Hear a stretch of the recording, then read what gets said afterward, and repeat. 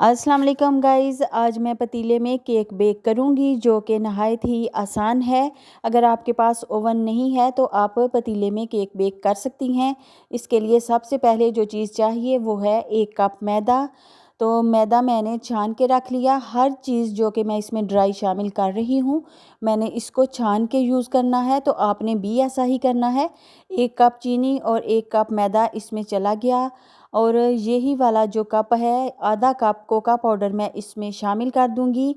और इसमें जाना है हाफ़ टी स्पून के जितना बेकिंग सोडा और 1 टीस्पून इसमें शामिल करेंगे बेकिंग पाउडर।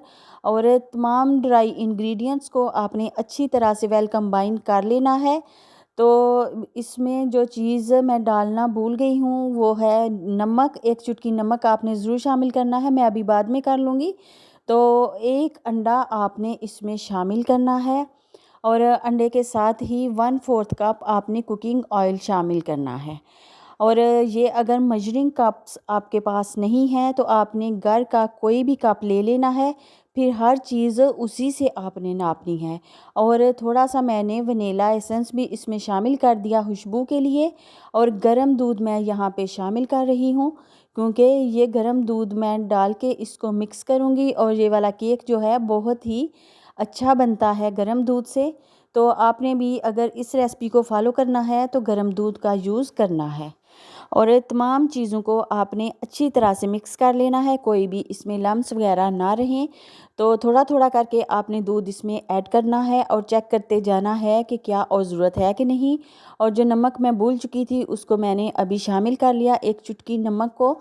तो आपने यहाँ पे नमक नहीं शामिल करना बल्कि ड्राई इंग्रेडिएंट में ही सारी चीज़ें मिक्स कर लें तो उससे ज़्यादा अच्छा रिज़ल्ट आता है। तो देखिए हमारे बैटर की कंसिस्टेंसी बहुत ही ज़बरदस्त सी है। तो इसको ऊपर लेके जाएं तो इसके रिबन से बांध रहे हैं कि इट मीन्स ये डन है केक बैटर जो है। अब हमने इसको मोल्ड में डाल दिया, उसको मैंने पहले से ही ग्रीस करके रख लिया था ताकि आप लोगों का टाइम वेस्ट ना हो। तो 1-2 दफ़ा इसको टैप टैप करेंगे और ये जो छोटे छोटे से बबल्स इसके ऊपर आए हुए हैं, कोई भी टूथपिक लेके इसके बीच में घुमाएं फिराएं ताकि ये ख़त्म हो जाएं। और जो पतीला है उसको मैंने पहले से ही गर्म होने के लिए रख दिया प्री हीटिंग के लिए।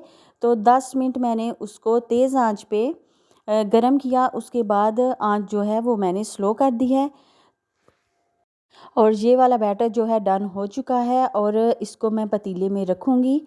तो पतीला जो कि पहले से प्री हीट हो चुका है, तो इसके अंदर पतीले के अंदर मैंने एक स्टैंड रख दिया और इसके ऊपर अब मैं इसको मोल्ड को रख दूँगी और इसको कवर कर दूँगी अच्छी तरह से।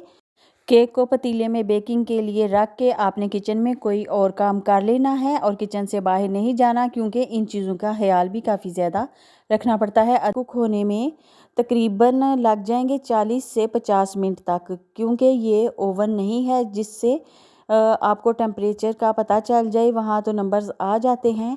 10 मिनट के बाद केक की ये वाली पोजीशन हो चुकी है, तो अभी और टाइम लगेगा। तो मैं आपको साथ साथ ये दिखाती जाऊंगी।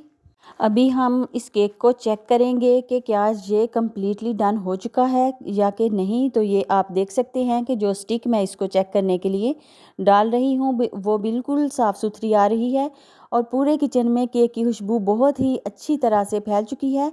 तो केक हमारा पक चुका है और ये 53 मिनट में पूरा डन हुआ, बेक हुआ।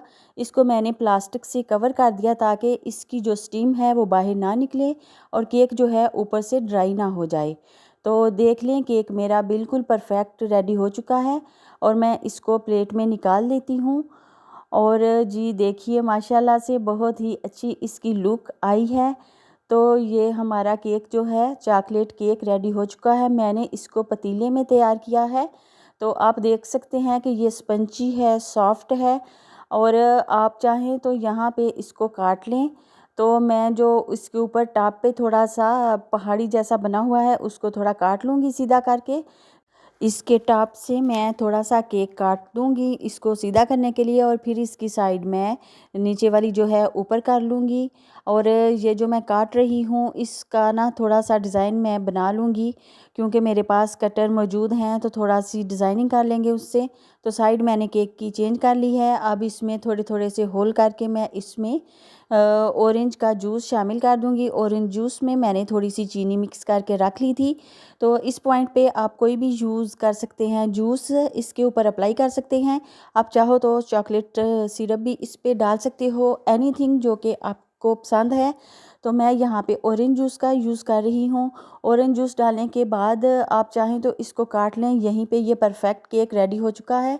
अगर आपके पास कोई क्रीम वगैरह है तो ऊपर अप्लाई कर सकते हैं। तो मेरी फ्रिज में पड़ी हुई थी क्रीम, जो फ्रिज में पड़ी हुई थी उसे मैंने पूरी तरह से ऊपर फैला दिया और जो टॉप के ऊपर से काटा था उसको एक कटर की मदद से थोड़ा सा मैंने काट के इसके बीच में रख दिया और 2 चॉकलेट स्टिक्स इसके बीच में लगा दी।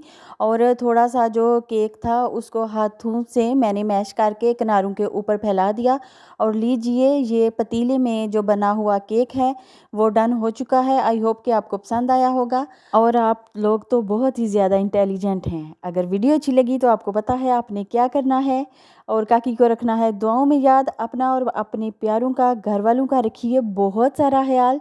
जहाँ भी रहिए खुश रहिए। अल्लाह हाफिज़।